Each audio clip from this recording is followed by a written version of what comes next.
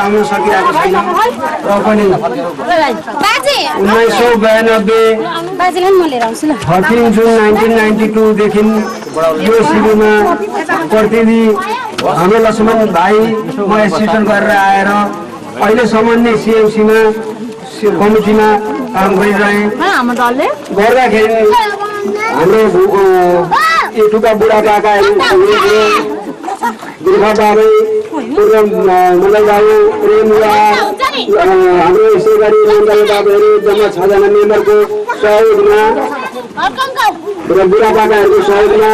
एटुका जनताहरू सबै मिलेर हामीले सबैले मिलेर सहयोग गरेको पनि सहयोग गरे त्यस्तै सहयोग गरेर अहिले 18 वर्ष बितायौँ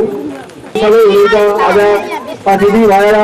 आइपुग्नु मेरै दाजु ठुलामाका छोरा मेरा कान्छा मामा आइपुग्नु भएको छ यो अवस्थामा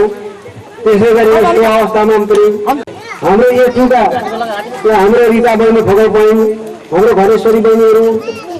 अब यो भाउजूहरू माइजूहरू सबै हुनुहुन्छ र अगाडि मलाई सबै माइजूहरू हुनुहुन्छ मेरो परिवार सबै छ तर मैले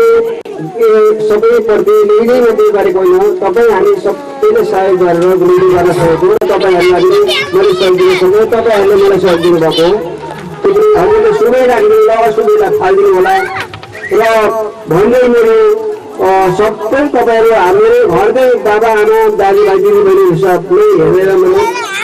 यो भगवान्ले म यो सबै आजको कार्य अघि पुग्ने यहाँहरूकै सदस्य राम्रो यो सबै हाम्रो परिवार भन्ने हिसाबमा म भगवान्लाई पनि सम्झना गर्दै यो दुई शब्द म यो अन्त्य गर्न चाहन्छु धन्यवाद छ हजुर सबैलाई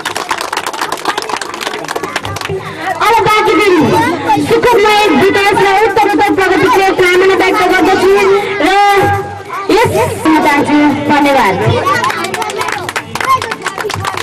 माता पिता दाजुभाइ दिदीबहिनीहरू मलाई सबैलाई नमस्कार गर्दै म दुई शब्द यहाँ राख्न चाहन्छु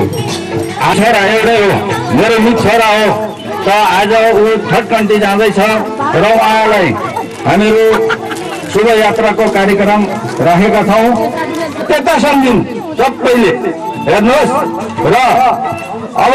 जेठी कान्छीमा उहाँले अंश गर्नु पर्यो शुक्राचार्य गुरुले कलशमा पानी नचुने हुँदा पनि उसको आँखा घोचेर फुटाएर पनि उहाँलाई बाध्यता भयो दुईटा जेठी कान्छी छुट्याउनु पर्ने तर हाम्रो एउटै हो आमा दुईटा हो यस पक्कैको आमालाई हेला गऱ्यो भने बाबुले पक्कै दया गर्ला गर्दो रहेछ अब हामीले देश छाडेर यहाँ